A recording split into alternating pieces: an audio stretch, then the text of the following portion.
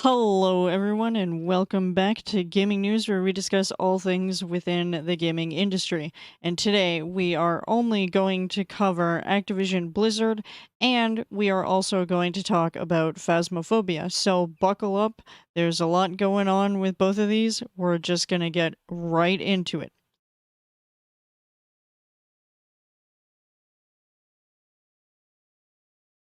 The first topic that I would like to cover, of course, is Activision Blizzard. Now, as some of you may be aware, we've been following the story surrounding Overwatch 2 and how it has been a bit of a mess since launch. Now, there are multiple videos and articles related to this topic that you can certainly go take a look at.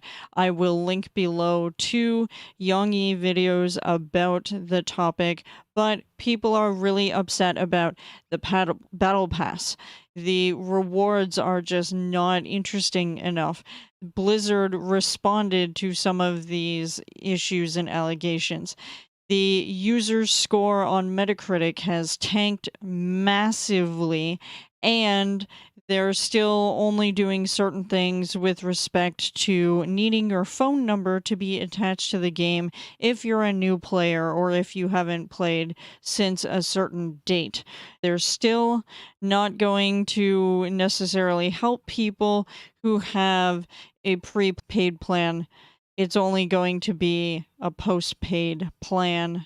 However, there is still some more stuff to talk about. So we talked about how the rewards are just not very exciting. A lot of this is covered in the YongYea video that I will be including, actually two of them. But there's some information in a couple of articles that I found. I have an article here by someone at Kotaku. Actually, I believe she is the editor-in-chief. That is Patricia Hernandez. She talks about the rocky start and how Activision Blizzard, is offering free skins, charms, and more. Now, obviously, Overwatch 2 has been plagued with a multitude of issues, and there is obviously a lot surrounding this particular topic. But it seems that some of the issues that people are having are things like account merging is not very specific, or they're trying to work on it. There's been nonstop connection issues. They've been DDoSed since the beginning. People have been temporarily banned from ranked modes because of the disconnections, which were obviously not their fault. Other people are seeing their games crash after they've received certain achievements. There have been things like achievements that are special that would give you some really awesome things, but unfortunately, the time crunch with which to be able to complete those achievements is too short, so it makes it virtually impossible to get some of those things. And at the time of writing this particular article, characters like Torbjorn and Bastion still aren't available in Overwatch 2 as Blizzard tinkers with their bugged abilities. There's been a ton of stuff happening. So, Blizzard did release an announcement stating that we apologize for any issues players experienced around the game's launch. To help make up for any lost time, we're planning to run several double match XP weekends. We will confirm the specific dates for these soon. And we'll also be giving all players who log in from October 25th through to the end of Season 1 an all-new Cursed Captain Reaper Legendary skin and a Health Pack Weapon Charm. These items will become part of your collection from the time you first log in during that time window. Unfortunately, what this means is not necessarily anything good. I have another article by Game Rant talking more about Overwatch 2, and the title for this is Overwatch 2 fans are unimpressed by the latest shop offerings. Even though the game is still in the early stages of release in what is likely a several-year project, fans continue to check the cosmetics shop but remain unimpressed by the latest offerings. Now, Although the Overwatch cosmetics that were acquired through loot boxes and other microtransactions have carried over from Overwatch 1 to Overwatch 2, some fans are anticipating impressive skins akin to the ones previously earned through the RNG. Now, if you look at YongYea's video, he will show you two pictures, one of a specialized skin and one of the base game skin, and asks you to tell him which you think is the legendary skin, because the reality is they don't look much more epic than the base game, or at least that's what I've come to understand. Many original Overwatch players have expressed gratitude for the fact that they had unlocked so many things through loot boxes over the years, and others lamented that Overwatch 2 is less rewarding than the first game. Certain people took the opportunity to criticize the $10 cost of the Blue Baptiste, while other Halo Infinite players debated whether the 343 Industries microtransactions are better or worse than the current Overwatch 2 offerings. And that is a bad place to be. If people are looking at the skins and comparing it to other games about how they're more exciting or not, does not bode well for your video game. But despite that, Overwatch 2 has had a massive influx of players hopping into the game and presumably having a good time. Now, that said, I do have another thing to talk about with respect to Activision Blizzard, and that unfortunately is this article right here by hitmarker.net. So, Activision Blizzard has been hit with another sexual harassment lawsuit. Are we surprised at this point? No. In this particular case, a plaintiff named Jane Doe, meaning they want to remain anonymous, filed the lawsuit with the Los Angeles Superior Court. The unidentified complainant alleges failure to prevent harassment, gender discrimination, intentional infliction of emotional distress, sexual battery, and sexual harassment. The former employee is also suing her former manager for allegedly making sexual comments and advances, including repeatedly groping her. It also alleges that the person threatened to release compromising photos of her numerous times. The suit claims that Vega was let go by Activision Blizzard in August of 2021 following reports from Doe to Human Resources. Remember what we talked about in previous gaming news videos where I said just because they have said go talk to HR does not necessarily mean that you're going to be protected. Now, that means that there's a lot of pressure on Bobby Kotick. There are a number of different lawsuits still going on. As far as I know, there is still one lawsuit that I have not seen any resolution for, and that might be the DFEH one, but one of them was settled. There's still numerous regulators that are going after Activision Blizzard because of the Microsoft deal that is set to complete in the new year. So when you consider all of these things, Activision Blizzard is still in a lot of hot water, and if more allegations keep coming forward, I don't know how well this is going to go for Activision Blizzard at this point. Like I'm at the point where I am not very interested in Activision Blizzard as a whole because of all of the issues. There's a whole ton of things that are just going back and forth, and we haven't heard jack shit from Bobby Kotick in a very long time. So I'm very interested to see what happens with this, but let me know how you're feeling about Overwatch 2 and about Activision Blizzard. Have you played it? Do you find that the rewards are good enough? Or do you feel like they are underwhelming like these articles have stated? Let me know in the comments below. and we will move on to the next topic.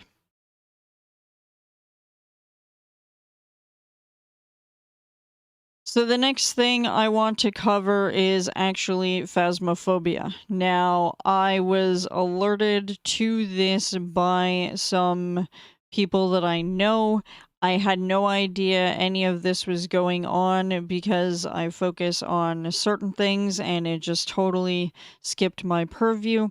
But I have an article that synthesizes a bunch of the information from Sportskeeda that I will link below. And the title of that article is Phasmophobia Developers Apologize and Remove Discord Admin After Social Media Backlash Regarding Leaked Explicit Messages. Yes, you heard that right. This is still ongoing. Remember how I said this is not going to be a one and done situation? The buck doesn't just stop with Activision Blizzard. It's fairly widely spread across the gaming industry in a number of different studios. That's not to say all of them, but there are a number of different studios that have sexual harassment claims, that have gender discrimination, that have unequal pay still to this day. It is a massive problem, and the fact that it has popped up within Phasmophobia as well kind of doesn't surprise me at this point. It's frustrating to love the gaming industry and simultaneously hate it at the same time. So, Kinetic Games, the developer behind horror game Phasmophobia, has apologized for how it handled the alleged leak of sexually explicit images by a Discord admin on its official server. The indie gaming studio took responsibility for mismanaging the serious accusations against the admin. It also apologized for how one of its developers brushed the issue aside. They did make a statement on Twitter, which was not that exciting in my opinion, but it is this one right here, saying that we recently received some news about one of our Discord admins regarding sharing sensitive imagery and racist comments. After accessing the evidence, we have removed that admin completely from the Discord team and he will not be rejoining. However, some of my words were chosen poorly and in haste, so I'd like to apologize. As seen in the shared DMs, I explicitly say I don't agree with acts and I do not condone racism or sharing images of any kind. I never have or will support the sharing of private pictures, and I'm truly sorry that what I said could have been interpreted differently. Now, the problem here is that not everybody believes him, because he has said he's removed the admin, but that doesn't remove the feelings that people have. It hasn't necessarily solved anything, because who knows how many other people are in the server that might do the same things. You reap what you sow, and if you allow a person like that to be within your community and you don't take action to handle it, then there's a possibility that they will agree with other people in the server and that you might have a larger seated problem than you realize. Now, it's not something that happens overnight, especially when it comes to the perspective that people have when they share photos or make really awful statements like they are in these communities, but still something has to be done, and this shit has got to stop, honestly. Anyways, between the end of September to now, one of the admins was accused of using these images maliciously, and they were kicked out of the Discord. But originally, they were kicked out of the Discord for a little while and then brought back, but as an unofficial admin. So still a consultant or still part of the team, but was not officially an admin anymore, which doesn't necessarily make it any better. Like I said, you reap what you sow. They were already part of the environment. There's probably other people within the community that perhaps shared the same opinions as this awful person and were somehow allowed to go back into the Discord server. So, there have been a number of tweets shared back and forth. And in the screenshots of the DMs shared between that admin and some other people who are on the team, the developer can be seen dismissing the case, describing sharing explicit photographs as fair game, which I did read a bunch of those screenshots and shared DMs back and forth. And unfortunately, I don't like why or how he stated this in the comments, and you can go look it up if you like. I will share some of the threads that I have that were sent to me, but obviously those tweets have gained a lot of traction, and there have been a lot of people chiming in about the situation. Now, what this has done is not only called into question the studio and some of its members, but it has also made a lot of people walk away from the game, that they will not support it, which is fantastic. That is a great first step to making the gaming industry better, but it's not going to happen overnight. We want to have a gaming space that is good, and just getting a sorry, I'm human, my bad does not really help at all. As far as I know, they didn't apologize to the person in question, and as far as I know, there's not seeming like there's going to be any kind of compensation for the information that was leaked, the photos that were leaked, the statements that were made in the Discord. Like, all of this is inappropriate. And we really have to stop with this. Now, like I said, people reacted to the situation. A lot of these are tweets that I have read. One Twitter user said that this apology is a non-apology. It's not sincere. It seems like they really didn't mean what they were saying. The fact that this was the statement that was released and doesn't show anything new, doesn't show steps that they're going to take to remove people like this or how they're going to compensate people. Like, none of that was put into that official statement. So this person is obviously unimpressed. Another Twitter user said, that's fair game, before he said, I don't agree with it. Again, it just comes off as insincere. We will do better while still keeping them all on payroll and just removing them from the places people can see, but keeping them in the background. Again, it is an awful situation, and we need to find better ways to handle this kind of thing, because it's not good. It doesn't help. And we have talked about the fact that people will not stand for this kind of crap anymore. That people are standing up to their bosses and saying, hey, this is horseshit. We're not going to deal with your crap. We're out of here. And entire studios are biting the bullet because of their mismanagement and poor decision making. Anyways, that's all I have for you today. Thank you so much for being part of Patreon.